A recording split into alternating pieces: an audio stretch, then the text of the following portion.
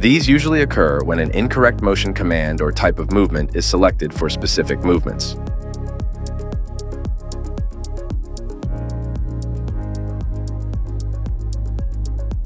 Thus, stronger rotations along the axis of the tool center point are relatively prone to such speed violations.